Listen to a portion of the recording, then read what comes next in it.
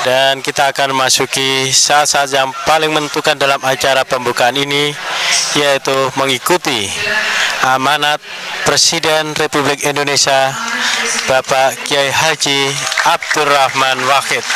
Dan kita terdengar tepukan membahana dari para peserta muktamar dan para warga Nahdien yang hadir memenuhi arena pembukaan muktamar Pondok Pesantren Lirboyo Kediri, Jawa Timur. Kita saksikan Bapak Presiden menaiki mimbar untuk memberikan sambutan bersama sejumlah ajudannya untuk memberikan sambutan. Baiklah pemirsa, kita ikuti sekarang amanat Presiden Kiai Haji Abdurrahman Wahid dalam pembukaan muktamar NU ke-30 di Pondok Pesantren Lirboyo Kediri, Jawa Timur. Assalamualaikum warahmatullahi wabarakatuh. Bismillah walhamdulillah wassalatu wassalamu ala rasulillah Sayyidina Muhammad ibn Abdullah sallallahu alaihi wasallam wa ala alihi wa sahbihi wa man tabi'a wa nasarahu wa wala haula wala quwata illa billah. Ulama anal kiram wa bil khusus ashabu hadzal ma'had wa habaibanal afadil wa zu'ama'anal a'izza. Alhamdulillah pada hari ini kita datang kemari untuk meresmikan Muktamar Nahdlatul Ulama yang ke-30 di Pondok Pesantren Lirboyo Kediri. Saya alhamdulillah datang bersama dengan Ibu Wakil Presiden, yaitu Ibu Megawati Soekarno Putri. Belum pernah ini terjadi presiden dengan wakil presiden kumpul di tempat yang sama.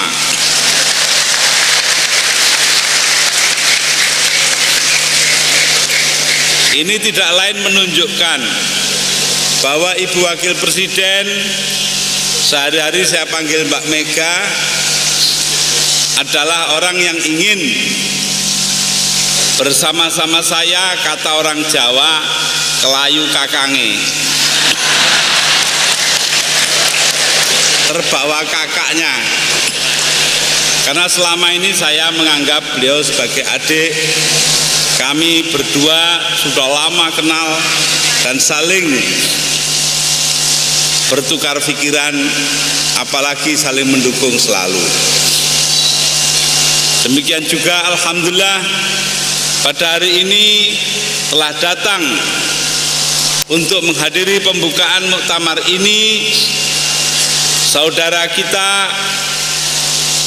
Taj Al-Hamad dan Pendeta Kwak dari Unification Church di Amerika Serikat langsung datang begitu jauh hanya untuk menghormati Muktamar Nahdlatul. Dan tidak lupa para ahli-ahli Indonesia, yaitu Bapak Mitsuo Nakamura dan Ibu Hisako, Ibu André Feya dari Prancis, Ibu Suzaina Abdul Qadir dari Singapura, dan lain-lainnya, mungkin Bapak Martin van Brendesen dari negeri Belanda. Semuanya itu ingin menyaksikan bagaimana NU bermuktamar. Dibawakan di sini dalam pembukaan ini juga berdatanganlah para pejabat pemerintahan tingkat 1 dan tingkat 2 yang juga disertai oleh para menteri yang datang jauh-jauh hanya untuk menunjukkan penghormatan mereka kepada kita. Tidak lupa para pimpinan lembaga tinggi dan lembaga tertinggi negara, serta para pimpinan berbagai organisasi yang ada di sini. Mbak Mega bukan hanya wakil presiden, juga ketua umum PDIP. Orang PKB-nya nggak terhitung. Di sini ada Pak Matori dan anak buahnya.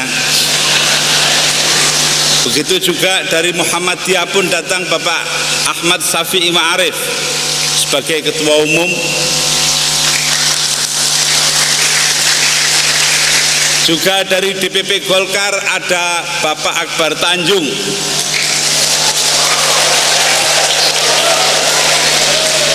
Ada Bapak Nur Mahmudi Ismail dari kelompoknya mewakili Poros Tengah.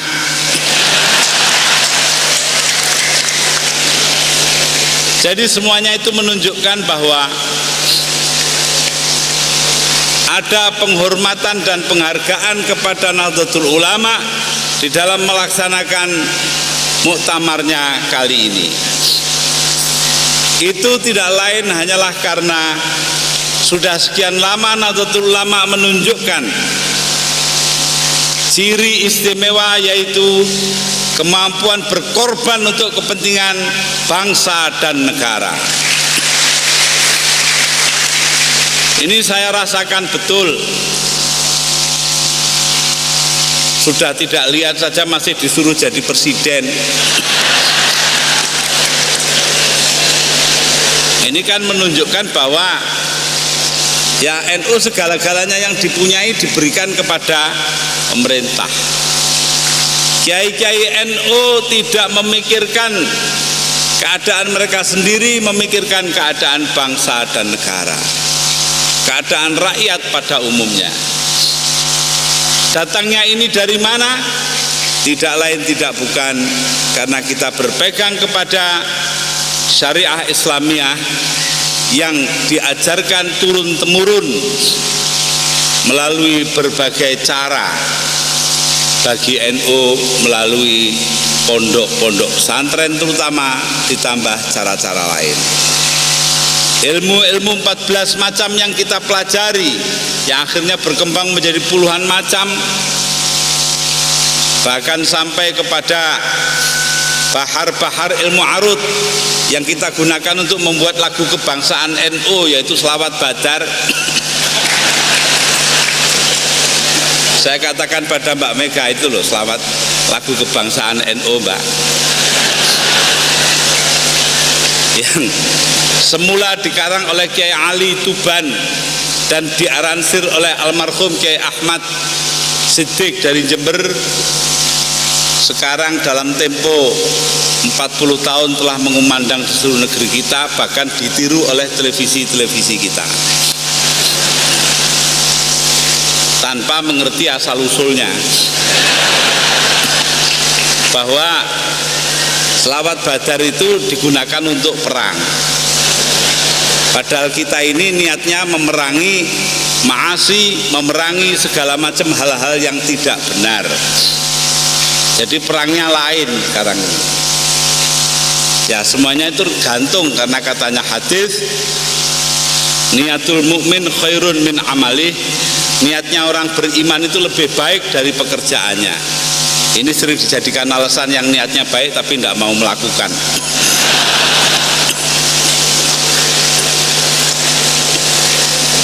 Para hadirin dan hadirat, bagaimana NU dalam sejarahnya yang panjang? Dilahirkan tahun 1926 oleh 3 sekawan, yaitu Mbah Kiai Hasyim Asy'ari Tebuireng, Mbah Wahab Hasbullah Tambak Beras, dan Mbah Fakih Mas Kumambang Gresik, dibantu oleh Mbah Bisri Denanyar. Semua itu tidak lain tidak bukan hanyalah untuk menerapkan apa yang dipelajari di pondok-pondok pesantren dalam kehidupan berbangsa dan bernegara. Ini yang penting. Karena itulah ketika saya diminta dulu, kenapa Anda mendukung pencalonan Mbak Mega? Ya alasannya agama, yaitu yadurul hukmu ma'illatihi wujudan wa adaman. Hukum itu ada atau tidaknya ditentukan oleh sebab-sebabnya, dan sebab itu karena Mbak Mega menang pemilu. Itu penting harus diingat, dasar berpikir kita itu agama semata-mata. Tapi ketika Mas Amin Rais membentuk Poros Tengah dan mencalonkan saya, dasarnya juga agama, yaitu Darul Mafasid Muqaddam ala Jalbil Masoleh, mencegah kerusakan diutamakan dari membawa kebaikan.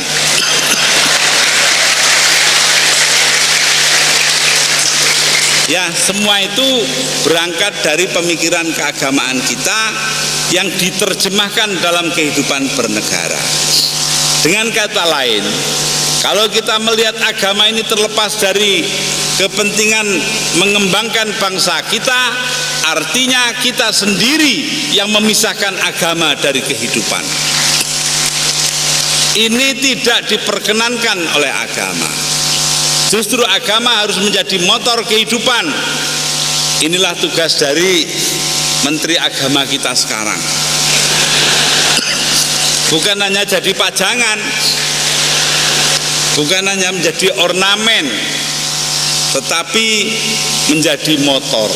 Tidak untuk membenarkan hal-hal salah yang terjadi, tetapi untuk mendorong tugas agama yang sebenarnya yang terkandung di dalam pembukaan Undang-Undang Dasar 45, yaitu pertama, mencerdaskan bangsa, kedua, menciptakan perdamaian dunia, ketiga, mengusahakan yang terbaik bagi bangsa ini. Itulah yang menjadi tugas agama kita, dan itulah yang harus kita laksanakan dalam kehidupan berbangsa bernegara, dengan tidak mengurangi hak-hak orang lain untuk mewujudkan hal yang sama melalui jalan pikiran masing-masing.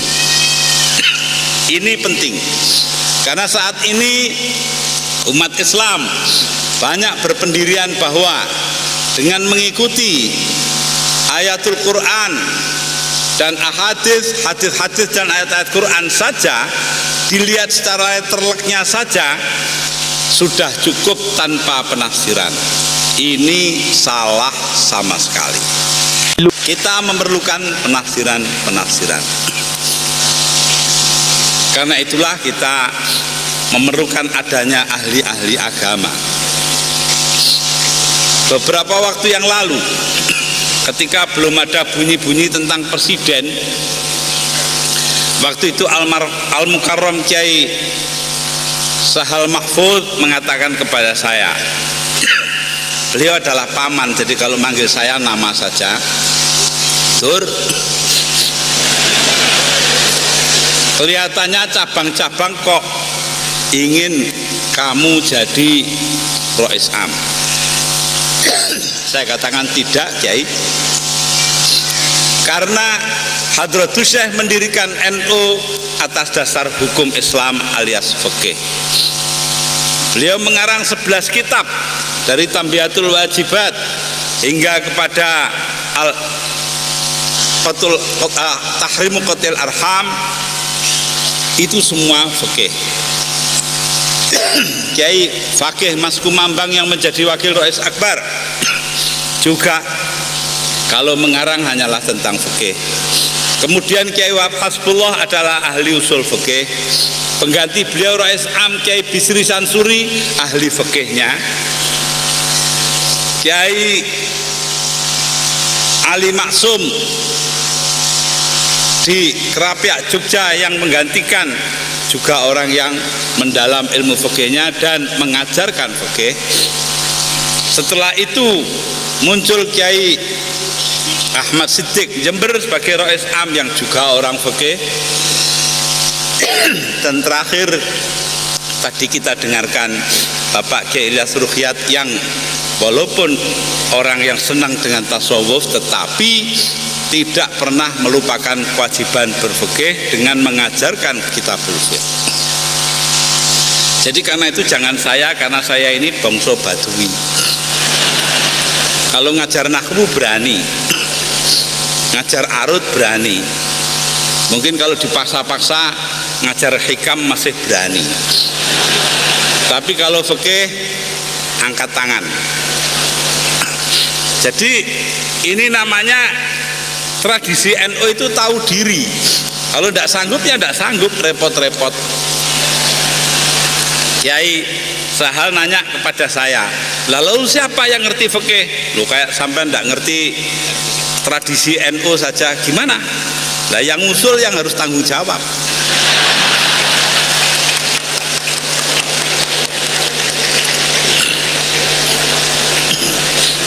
Jadi karena itu para hadirin dan hadirat sekalian, kita harus mengerti ini. Tanggung jawab kita bersama kepada Allah Subhanahu wa taala, sebagaimana dikatakan oleh adik qori kita tadi, faltakum minkum ummatun yad'una ilal khairi wa ya'muruna bil ma'ruf wa yanhauna 'anil munkar. Hendaknya ada di antara kalian kelompok yang mengajak kepada kebaikan, memerintahkan apa yang diwajibkan agama, dan melarang apa yang tidak diperkenankan agama. Ini semua tetap merupakan landasan NU. Yang tahu amar ma'ruf nahi mungkar hanyalah ulama. Karena itu kita wajib taat kepada mereka-mereka. Wajiblah kita ini tunduk di hadapan mereka. Wajiblah kita mendengarkan apa kata-kata mereka. Para hadirin hadirat, keadaan telah berubah. Dulu kita berpegang kepada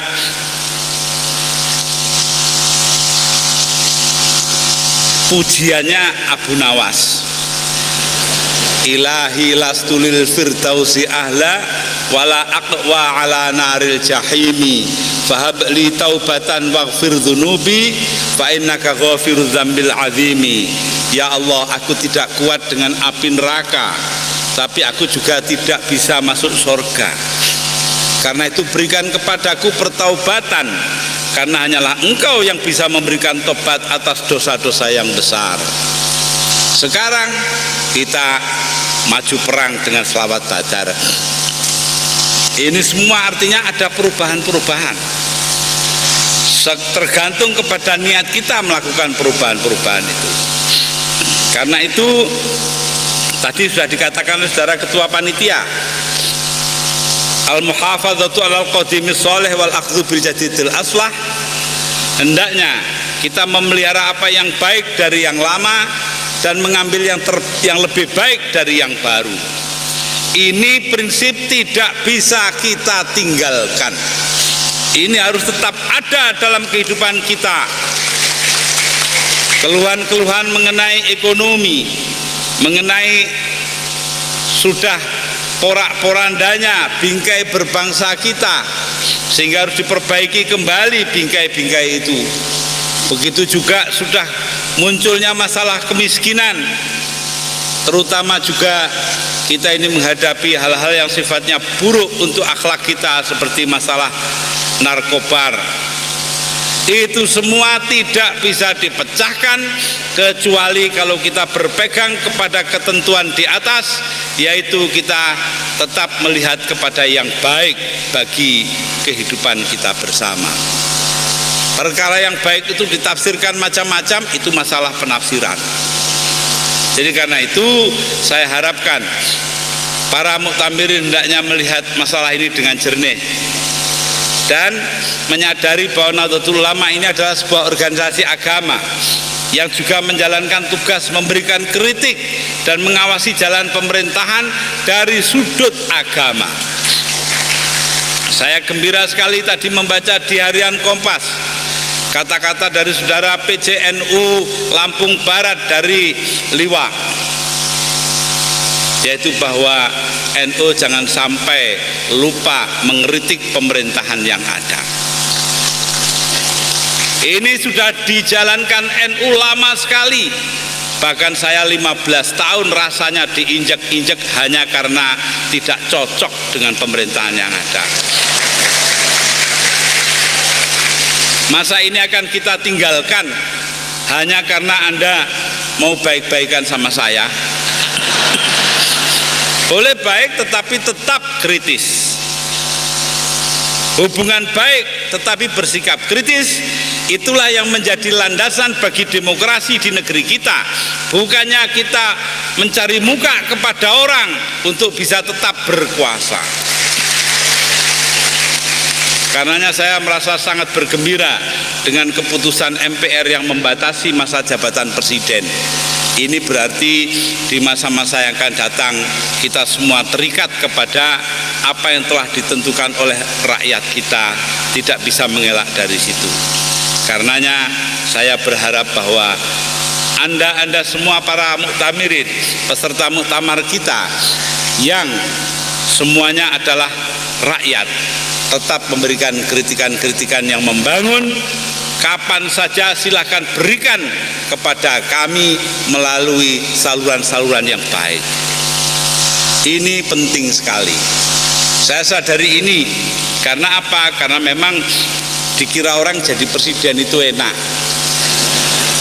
harus pakai sepatu, itu udah untuk saya namanya penyakit itu. Ya sudahlah, enggak apa-apa. Memang dalam melaksanakan tugas ya harus begitu, ya tidak apa. Ya, jadi karena itu tetap saja fungsi kita semula fungsi yang kritis. Berikan kritik-kritik Anda yang membangun kepada kita semua sambil kita berdoa. Karena apapun yang kita bikin semuanya itu tergantung kepada Allah Subhanahu wa ta'ala. Tidak bisa lain. Kalau tadi ketua panitia mengajukan kepada kita sebuah gagasan al-muhafadzatu al-qadimis sholih wal akhdhu bil jadid aslah, mau dirubah silahkan, tidak ada masalah. Tetapi ingat, dengan yang lama itu saja, karena barokahnya para bapak-bapak dan nenek-nenek kita, alhamdulillah sampai hari ini NU tetap jaya, bangsa kita tetap merdeka. Jadi jangan lupa faktor barokah ini. Ini orang NU sudah mulai lupa faktor barokah ini. Saya paling sedih waktu jadi mubaligh dulu. Itu kalau dijemput orang di lapangan terbang atau di stasiun, mesti jawabnya, mesti ketua panitianya, kadang-kadang ketua cabangnya mengatakan pada saya, alhamdulillah Pak, hubungan kita dengan Pak Bupati bagus sekali. Mulai kapan NU ingat Bupati dan lupa kepada Allah Subhanahu wa ta'ala? Tapi sebagai ketua NU saya berdiam diri saja, tertawa-tawa, tapi hati saya menangis. Lupakan itu semua, silakan membangun kembali bangsa ini dari bawah dengan keluguan, kelugasan, dan kesederhanaan Nahdlatul Ulama. Hanyalah dengan cara demikian kita bisa menyelamatkan bangsa kita yang terancam dalam segenap segi kehidupannya sekarang ini. Hanya dengan cara demikian kita bisa meningkatkan pendapatan bangsa ini untuk menyusul bangsa-bangsa lain, dan kalau perlu meninggalkan mereka menjadi apa yang dijanjikan oleh Al-Quran, baldatun thayyibatun wa rabbun ghafur. Ini bukan monopolinya Masyumi karena Masyumi sudah bubar. Ini monopolinya orang-orang yang percaya kepada Al-Quran, walaupun tidak semua orang Islam percaya kepada Quran. Jadi karena itu inilah pegangan kita. Kita ingin mendirikan masyarakat yang baik, yang penuh dengan pengampunan Tuhan. Itulah yang ada di dalam Al-Quran yang kita inginkan. Dan itu semua timbul dari sikap kita menghargai kemajemukan, menghargai perbedaan pendapat. Ikhtilaful a'immah rahmatul ummah. Perbedaan pandangan di kalangan pemimpin merupakan rahmat bagi umatnya. Ini harus kita pegang teguh. Saya beritakan beberapa hari yang lalu kepada imtihan sebuah pesantren bahwa ketika Rais Akbar Nahdlatul Ulama Kiai Hasyim Asy'ari menulis sebuah artikel melarang atau mengharamkan kentongan kayu dipakai untuk memanggil sholat. Kalau beduk ada dalilnya, kentongan kayu tidak ada dalilnya. Lalu edisi berikut dari koran itu Wakil Rais Akbar, wakil beliau Kiai Fakih Mas Kumambang menulis bahwa boleh saja walaupun tidak ada dalilnya, tapi bisa dikiaskan kepada yang ada dalilnya. Jadi Rais Akbar dan Wakil Rais Akbar bertentangan. Apa yang terjadi? Rais Akbarnya memanggil semua ulama Jombang datang ke Tebireng dan mengatakan bahwa ini saya nulis haram, Kiai Mas Kumambang nulis halal. Nah, saya berikan keleluasaan kepada Anda semua, mau ambil pendapat saya atau pendapatnya Kiai Fakih, tapi dengan catatan jangan sampai Tebuireng ini ada kentongan kayunya. Saya tidak tahu Pak Yusuf Hasim apa itu masih berlaku apa enggak ini. Beberapa bulan kemudian Kiai Hasyim Asy'ari sebagai Rais Akbar Nahdlatul Ulama diundang oleh Kiai Fakih Mas Kumambang bermaulid Nabi di Mas Kumambang Gresik.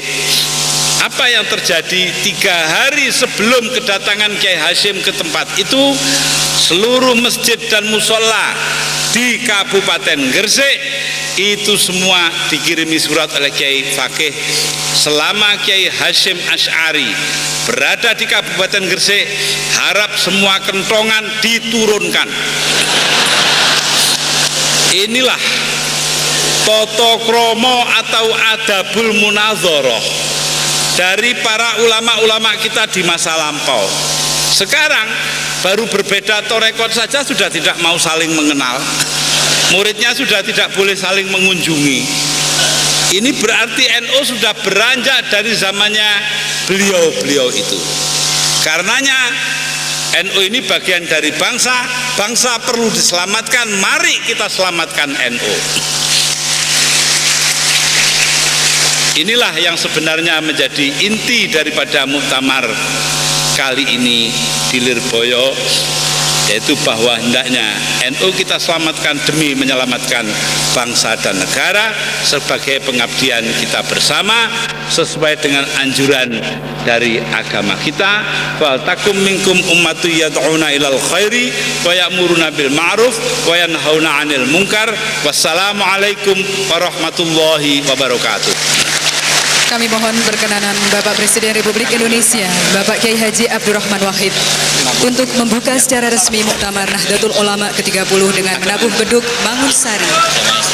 Selanjutnya Bapak Presiden Republik Indonesia berkenan meresmikan gedung dengan menandatangani prasasti peresmian Aula Muktamar dan Masjid Al-Hasan. Untuk itu mohon untuk mendampingi Bapak Presiden Republik Indonesia, Bapak Kiai Haji Idris Marzuki, Menteri Agama Republik Indonesia dan Gubernur Kepala Daerah tingkat 1 Jawa Timur. Kami mohon perkenanannya untuk mendampingi Bapak Presiden Republik Indonesia. Selamat datang Pak Dr. Amin Rais. Tadi saya kira enggak datang, ternyata datang. Alhamdulillah, PAN juga diwakili di sini.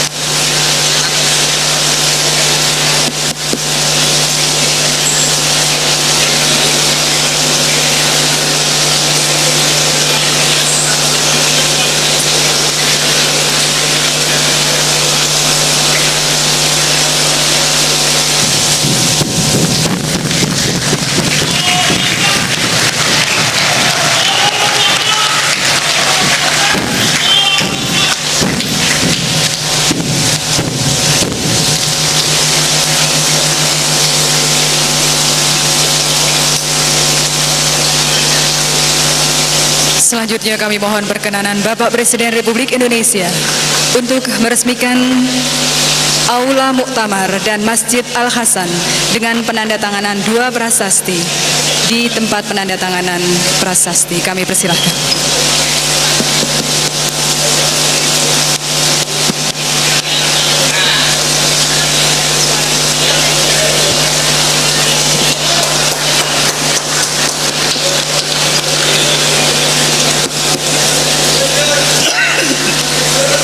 Persilahkan kepada Bapak Presiden Republik Indonesia, Bapak Kiai Haji Abdurrahman Wahid, untuk kembali menempati tempat duduk yang telah disediakan.